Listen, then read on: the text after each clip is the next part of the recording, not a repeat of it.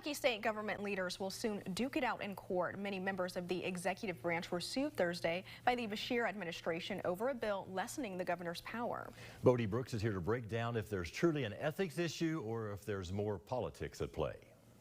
Yeah, guys, on the surface, it appears the governor is trying to stop a bill about accountability and taking it out on the executive branch. The governor sees it as another swipe at the office's power. The bill was first vetoed and later overridden by the legislature. The lawsuit is the next step if he wants to stop it.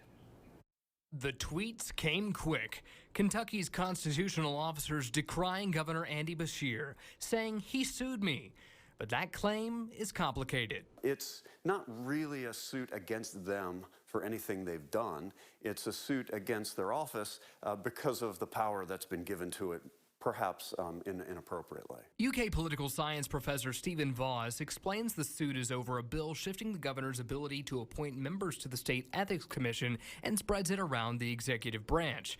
But there's more at play. If this were only about the ethics board, it wouldn't be a big deal. But we're in the middle of a major shift in power from the governor's office to the legislative branch. Voss says in theory, this would limit any future governor, no matter which party's in power. But Beshear spokesperson Crystal Staley says in a statement the General Assembly has relentlessly tried to strip the office of the governor of powers that every previous governor has exercised, regardless of party. Adding the officials defending this latest move should be asked why the appointments stripped from the governor went only to Republican constitutional officers and intentionally left out the Democrat lieutenant governor. The constitutional officers are playing up these lawsuits as though they're personal to allow them to sort of spread the message that Governor Beshear is governing through lawsuit rather than through compromise. Traditionally, suits like this must name officers the policy falls under, and in this case, it's every Republican officer.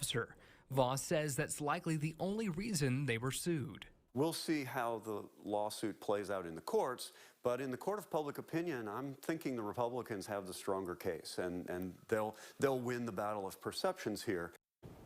Now, Voss also pointed out that this case is starting out on a local county court level, meaning if the governor wins on that level, it's not a guarantee that the case won't be appealed to a higher court.